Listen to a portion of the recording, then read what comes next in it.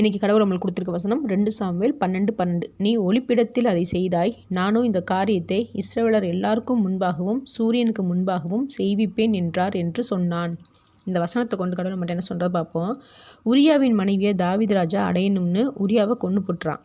இது தேவனுடைய பார்வைக்கு அருவருப்பாக இருக்கிறதுனால தேவன் தாவீதுகிட்ட, நீ ஒளிச்சு மறைவாக செஞ்ச தப்புகள்னால உன்னோட பிள்ளைகளுக்கு தண்டனை கொடுப்பேன், அதுவும் எல்லாரும் பார்க்குற மாதிரி வெளிச்சத்தில் தண்டிப்பேன்னு சொல்கிறாரு. கர்த்தர் தான் ஒரே கடவுள்னு தெரியாத போது தப்பு செஞ்சாலும் தப்பு தான்.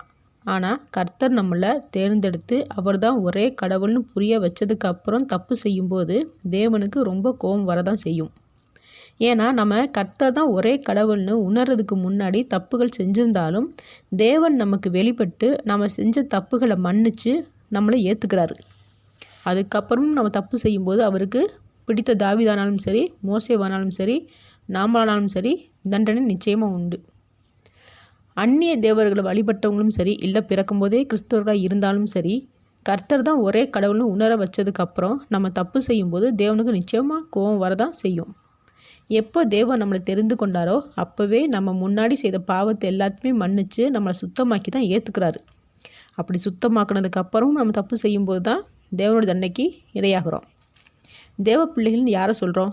கிறிஸ்துவ சமுதாயத்தில் பிறந்த பிள்ளைகளையா? இல்லை, தேவனால் தெரிந்து கொள்ளப்பட்ட பிள்ளைகள் தான் தேவனோட பிள்ளைகள். இப்படி தேவனோட பிள்ளைகளாக நம்ம இருக்கும்போது தேவன் நம்மளை தெரிந்து கொண்டதுக்கப்புறமும் பாவம் செய்யாமல் இருக்கணும்.